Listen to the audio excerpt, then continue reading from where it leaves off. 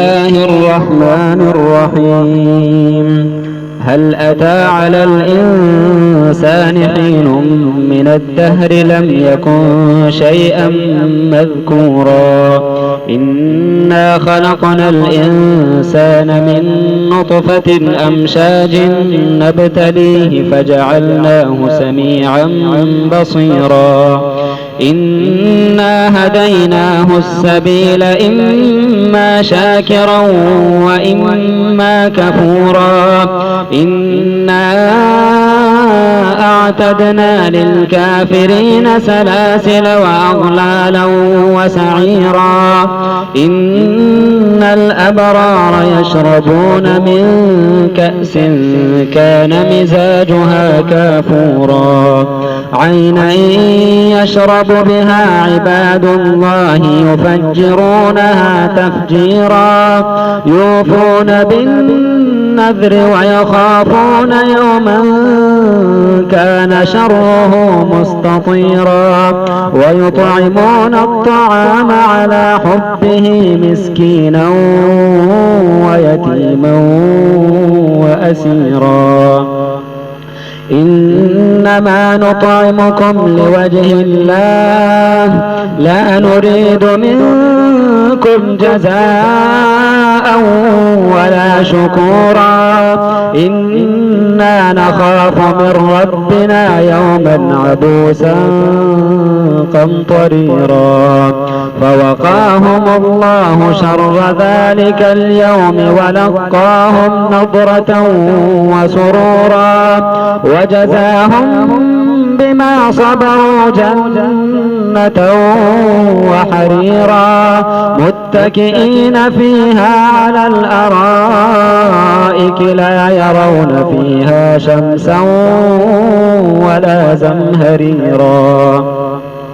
ودانية عليهم ظلالها وذللت قطوفها تذليلا ويطاف عليهم بآنية من فضة وأكواب كانت قوارير من فضة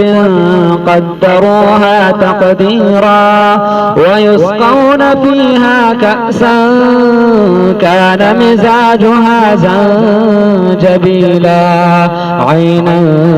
فيها تسمى سلسبيلا ويطوف عليهم ولدان مخلدون إذا رأيتهم حسبتهم لؤلؤا منثورا وإذا رأيت ثم رأيت نعيما وملكا كبيرا عاليهم ثياب سندس خضر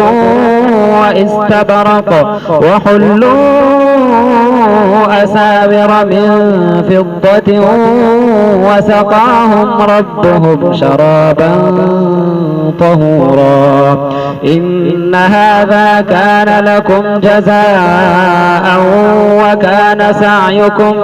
مشكورا إنا نحن نزلنا عليك القرآن تنزيلا فاصبر لحكم ربك ولا تطع منهم آثما أو كفورا واذكر اسم ربك بكرة وأصيلا ومن الليل فاسجد له وسبحه ليلا